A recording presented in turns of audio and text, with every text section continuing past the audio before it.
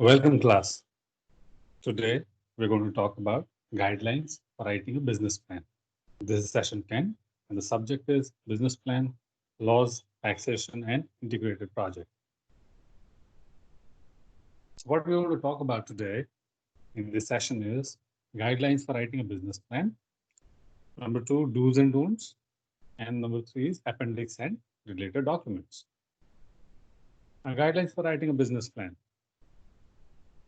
Anyone who has ever made a business plan would know that it's an arduous task. It takes a lot of time. You write about 70, 80 to 150 pages depending on the kind of plan that you have. It takes a lot of time and it takes a lot of diligence. So it is going to help if you are already aware of certain guidelines that can be followed for writing a business plan, so that you make lesser number of mistakes and you are able to make a very good report, and thereby you are able to make a great presentation. There's a famous saying by President Eisenhower, who was the president of the United States of America. In preparing for battle, I've always found that plans are useless, but planning is indispensable.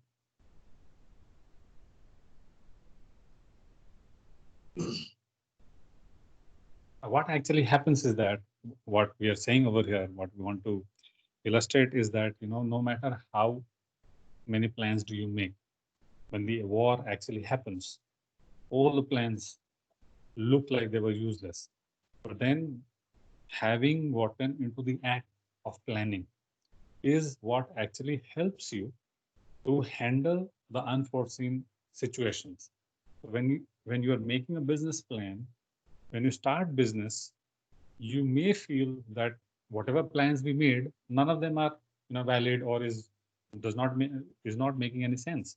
But because you had gone through the entire process of making the business plan, when you are ready to roll, when you started the business, that is the point of time when different things happen at the same time. You are much better equipped to handle those situations.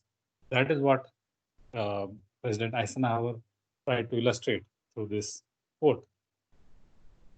While writing a business plan, if you're starting a business, you should have a business plan, regardless of whether you are bootstrapping it or looking for outside funding.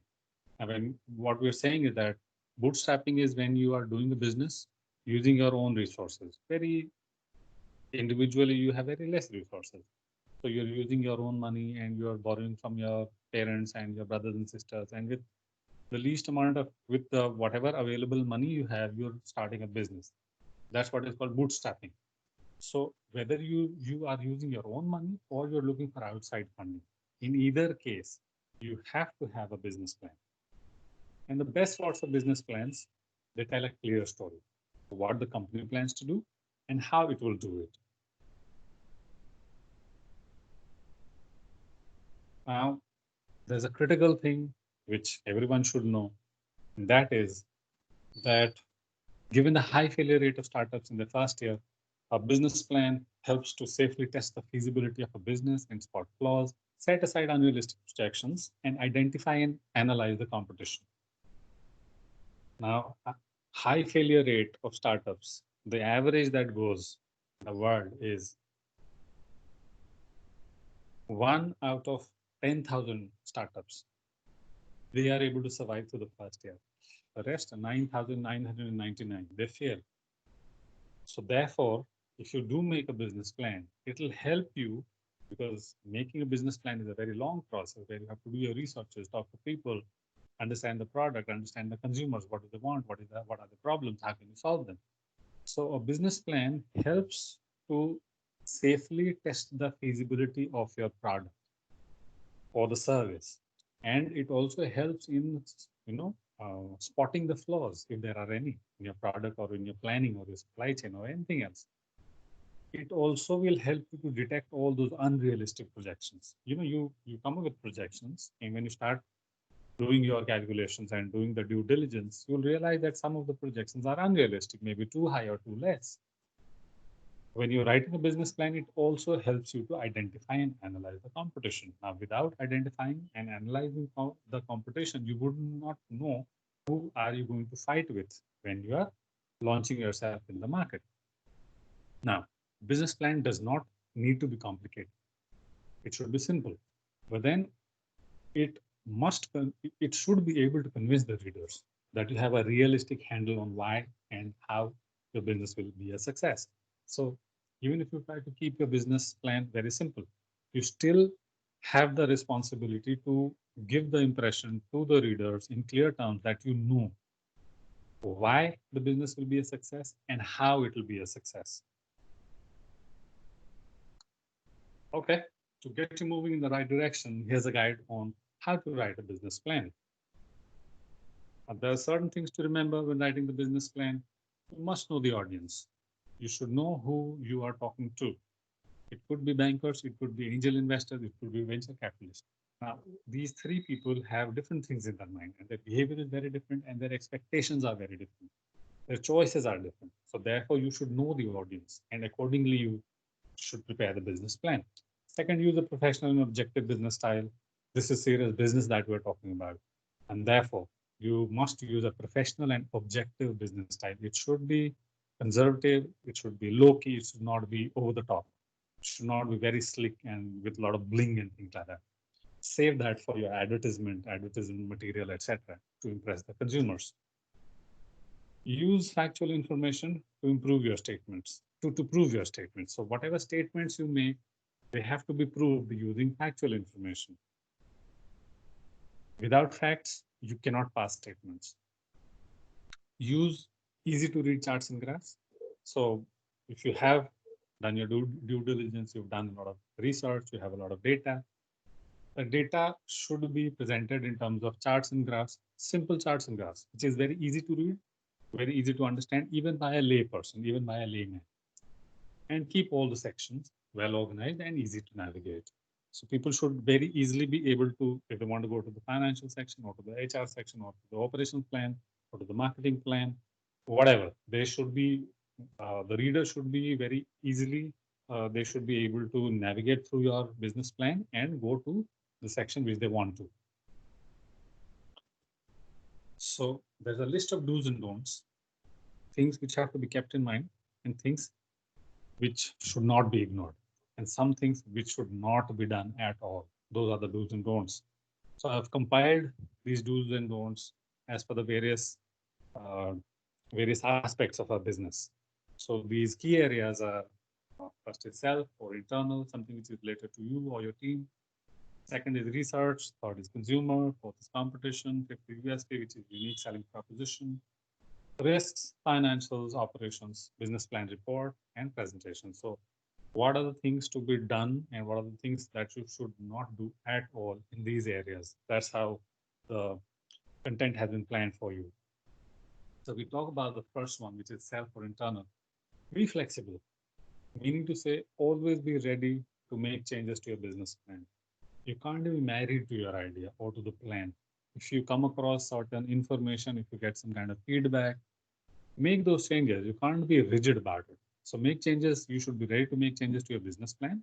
You should also be ready to refine your product so that your concept remains relevant. At the end of the day, it is not about you or your idea. It is about whether that idea still makes sense to the consumers. So be flexible. And today, if you come up with a product over a period of time, you'll have to make so many changes to your product. You have to be prepared for that because the customer's requirements keep on changing over a period of time. So everyone has to be flexible. Now, don't be biased when writing a business plan, meaning to say, don't just be talking about your strengths. You also have to talk about the weaknesses. And better still, you talk about the weakness and you also include the potential strategies that you will use to improve the weaknesses. Now, when we talk about research, what are the things to be done and not done? Don't make false statements. Everyone seems to be wearing leggings. Does not mean anything. How many women are wearing leggings in terms of percentage, in terms of value, in terms of volume? So it has to be substantiated. So don't make false statements. Don't make sweeping statements. everyone, obviously, you don't have, you're not allowed to use such kind of words. So don't make false statements. Whatever claim that you're making, that the market is huge, the market will grow at a great pace, and we are going to do good. How do you substantiate it? So you have to substantiate your claims with the help of facts and figures. Based on that, only you'll be able to convince the investors. Don't ignore feedback. The first thing is, please take feedback. Take feedback from your friends, from your family, from your peers, others. If you have a prototype ready, ask the potential customers to use it and give you the feedback. And once you get the feedback, not that everyone is going to give you good feedback. Not everyone is going to be positive about it. So the ones who are negative about it, don't ignore them. Go back to your drawing table and think about what has been said about your product, and then see whether changes need to be made to your product or not. And accordingly, go ahead. Now, when we talk about consumers, things to be done and not done, understand the market demand. We are here in the market only because we have a consumer for our product or service. So when we're talking about the consumers, understand the market demand, what gap the product or service can fill, and the proposed solution for it. And when you look at the markets, you will be able to see a lot of gaps. What are gaps? Gaps are those unfulfilled needs or desires of the consumer. There is something which the consumer wants, or there is some problem which a consumer is having, but none of the existing brands or companies are addressing that problem. That is a gap. So when you look at the market, you'll be able to see a lot of gaps, but you have to decide on which gap your product or service can fill, and how are you going to solve that problem of the customer. Second one, very important, cannot emphasize more. One of the most important suggestions that I like to give to my students: impress your clients with a wealth of knowledge gained through research, and they'll think you went the extra mile to partner up with them. So, going by experience, most of those fresh startups, or the people who want to start up, or who are pitching for the funds, they don't do that much of research.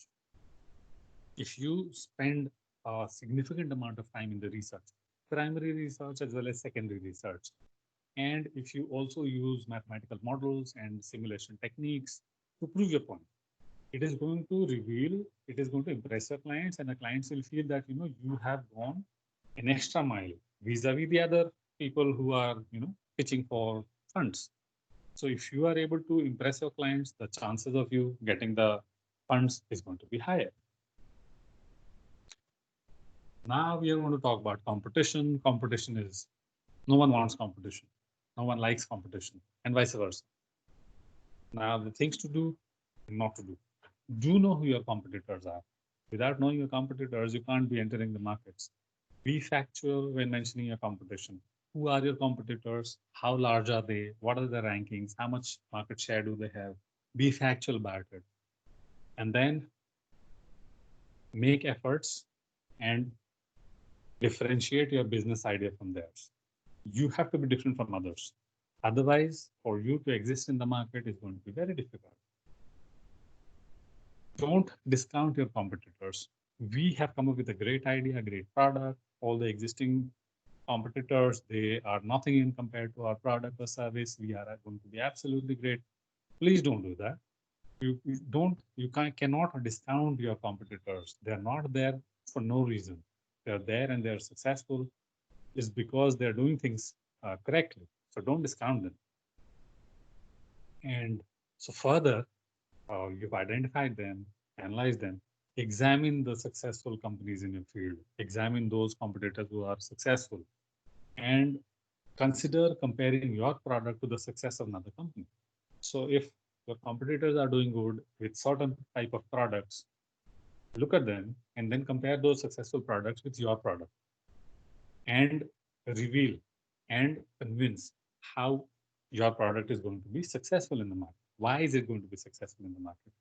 Because these products of the competitor with these characteristics have been successful in the market, and therefore our product quite possibly is also going to be successful in the market. Further, learn from your competitors. The competitors, they teach you a lot. So you can learn from your competitors by observing what they do right.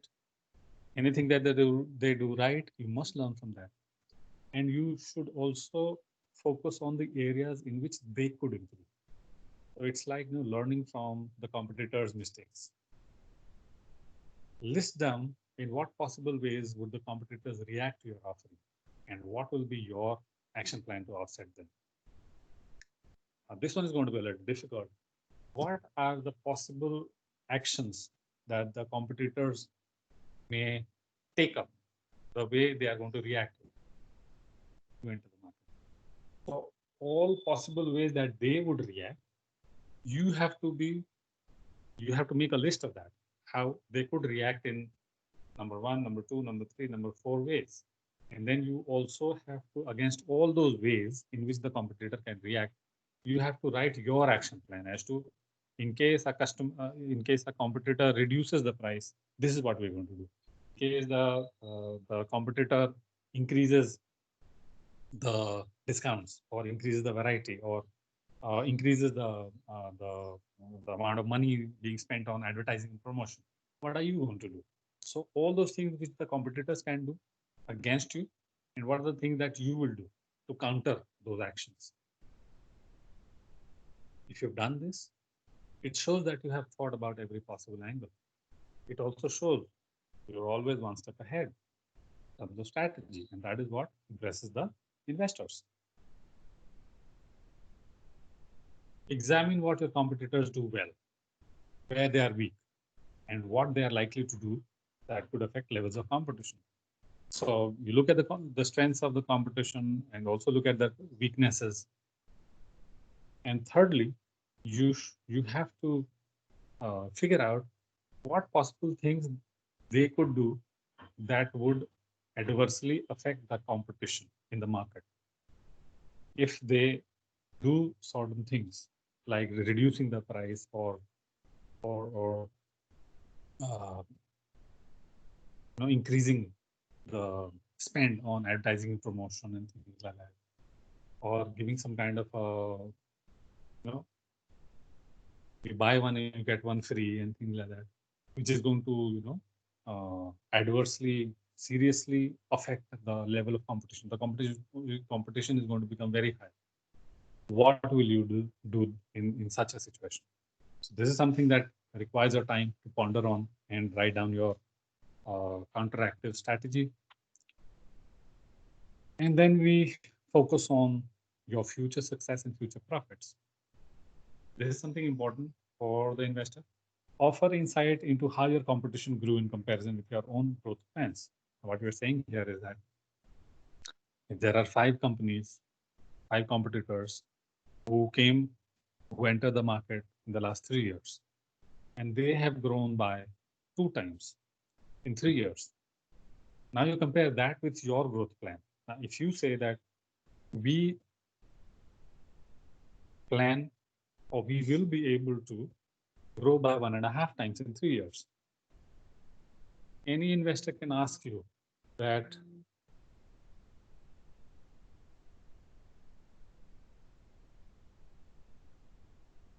so any investor can ask you that how are you projecting a growth of 1.5 times in 3 years? How's that possible? So if you say that the 5 competitors who entered the market in the last 3 years, they grew by 2 times. You're just mentioning 1.5 times. So that's a nice way of convincing the investors about your growth plan, that it is valid. Now, ideally, you should include the profits that investors might stand to make if your business is successful. Now, this is very important. Investors want profits. So give them the figures that just in case we are successful, this is the kind of money that you're going to make. If you invest 1 crore with us, in 3 years' time, you will have 1.5 crores. This is what they're looking for. Of course, they would want to see the rest of it also to be convinced further, but they definitely want to see those numbers, and profits is the most important number. And then one of the most important things is the USP, unique selling proposition. Now, why is your idea different from the rest? Everyone asks you that legendary question, what's so special about you? USP is your speciality. What is your idea different? Why is your idea different from the rest? Give an answer to that.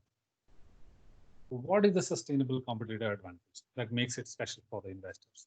You have to be good for the consumers, but you also have to be good for the investors. The consumers are looking at such product or services which solve their problem better, cheaper, efficient.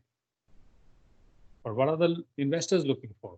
What makes your idea special for the investors? What makes it special for the investor is the amount of money that you're going to make for the investors in a sustainable manner. And so, what is your sustainable competitive advantage? Sustainable over a period of time, competitive advantage, people or your competitors will not be able to beat you because you have a competitive advantage over them. So what is the sustainable competitive advantage? Is what the investors are interested in. And then we come to risks. Risks are the most dreaded words, most threatening and ominous words. But then they are there. Every business comes with risks. So your responsibility is to lay out the risks. What are the risks? List the key concerns and address each of them in a compact yet satisfactory manner. What we're saying here is that please make a list of all the risks that can possibly occur. So if you look at the market for the last 5 years, you'll be able to figure out as to what kind of risks the existing players have faced till now. Those are the possible risks. If those risks occur, what would be your strategy to handle those risks? So that list has to be made. Now, before you do that, you have to answer some key questions. What are the risks associated with your niche? So let's say if your niche is making medical t-shirts, such t-shirts which thwart the attack of COVID-19 virus. So that could be one niche, and the entire industry could be the t-shirt industry. So what are the risks associated with your niche is something that you have to answer. And you also have to answer what are the risks that could occur with the overall industry. What are the risks which could occur in terms of competition? What are the risks that we're looking at in terms of market demand or resource deployment? So when we say market demand, the risk could be that what the speed with which the market was growing, suddenly it stops growing at that pace. Maybe it starts declining. So that is the risk related with market demand. And resource deployment. When you are deploying your resources, just in case wherever you have deployed the maximum resources, that particular area collapses. So in that case, what are you going to do? So you have to answer these questions. And then once you have those questions, so along with that, these questions have to be supplemented with your action plan. What are you going to do? So what are the risks? Answer that. These are the risks. And then you also write down what is your action plan going to be, just in case a particular risk occurs. Further, how will you protect yourself against those risks? How can you mitigate them or even profit from them? So how can you reduce or eliminate these risks or reduce or eliminate the impact of these risks? Or if you are smart enough, can you profit from these risks? So the people who are very, very smart, they convert risks into opportunities of profit. So there are some people who get drowned by a wave, and there are some people who ride the wave. So you have to see which one are you. So are you running away from the risk, or you are smart enough to figure out that just in case a particular type of risk occurs, we are going to profit from that. So investors are looking for such kind of smart people. Now, risks are not so bad after all. You can use the risk to your favor. You set out the balance of risk versus opportunity in easy to understand graphics, so the investor can weigh up their investment decision in your favor. What we're saying is that everyone knows there are opportunities, but the investors, they also know that there are risks. And you have to talk about the risks. When you are talking about the risks, you can graphically illustrate the value, the impact of the risks, and the gains that you will get from the opportunities. So you keep them side by side to show that what is the impact of the risk and what is the value of the opportunity. And you can tilt it to your favor. So if the risks are, let's say, 30%, but the chances of opportunity is 80%, then you can see that the risks are not so much and the opportunities are pretty huge.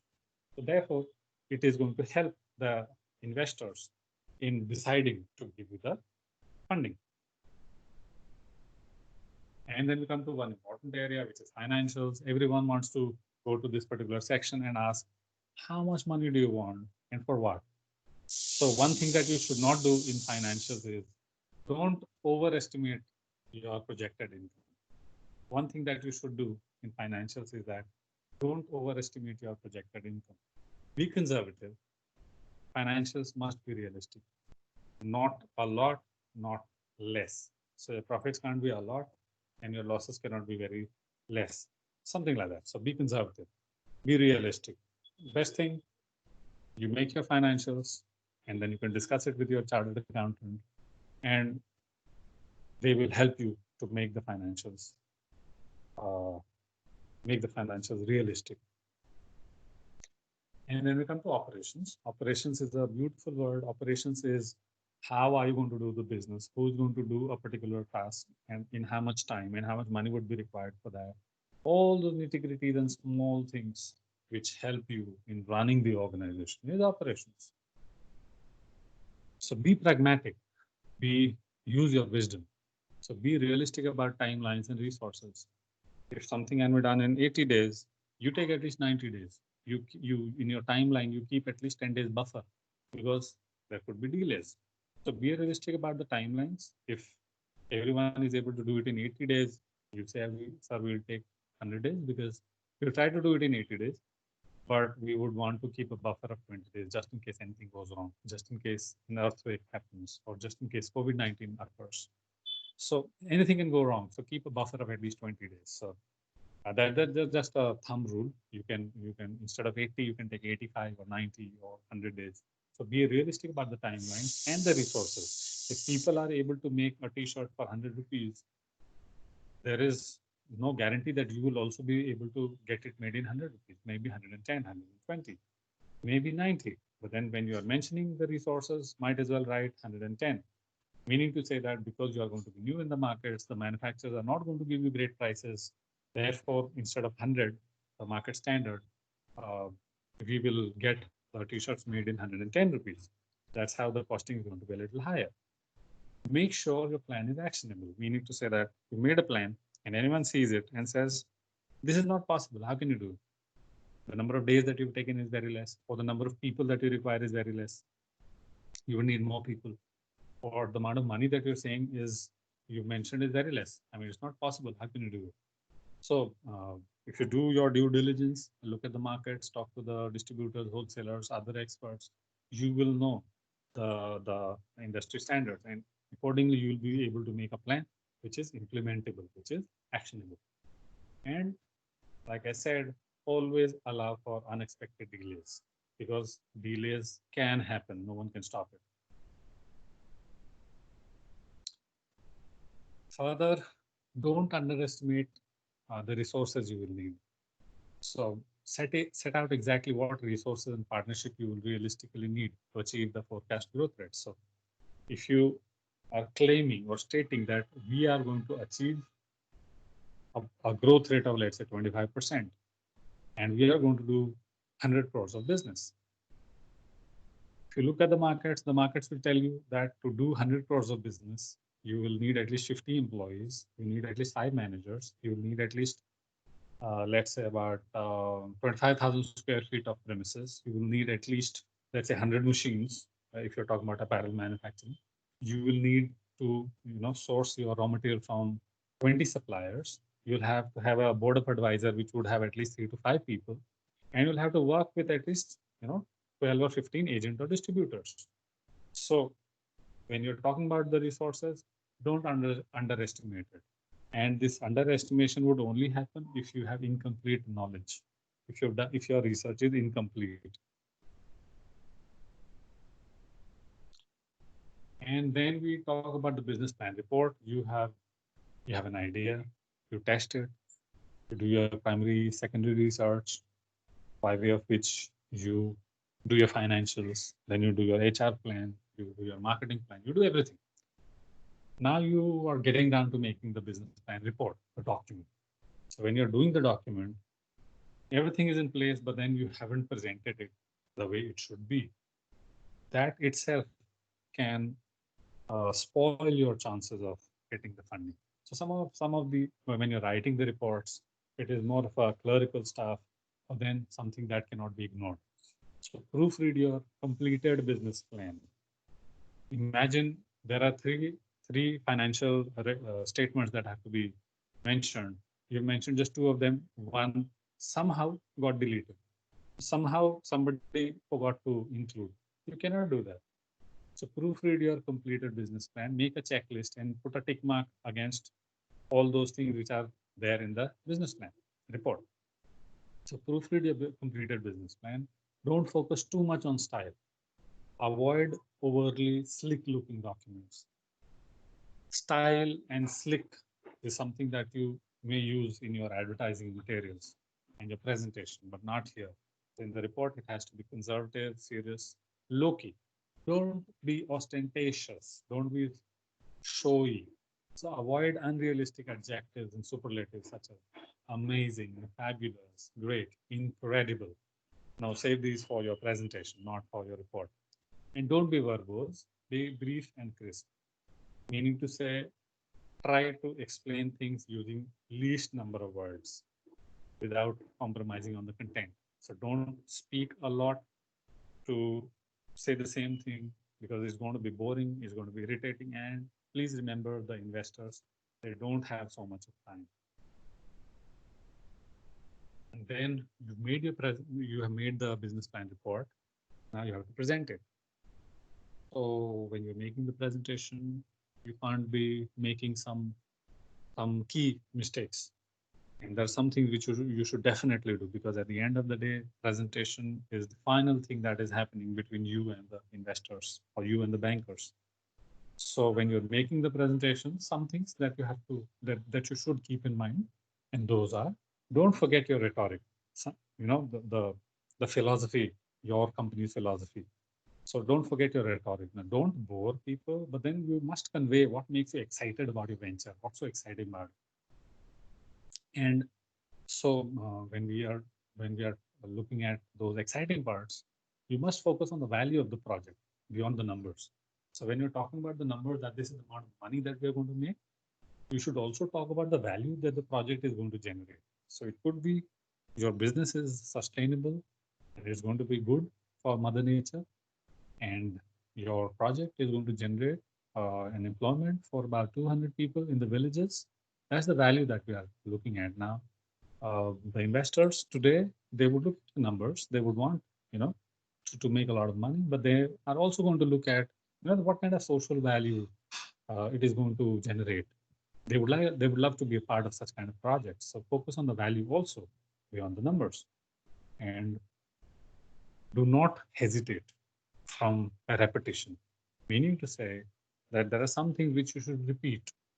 So when you're opening a business plan, you open with a bite-sized explanation of a bite-sized explanation is a one-line explanation of what your product is, where you'll sell it, and why it's great.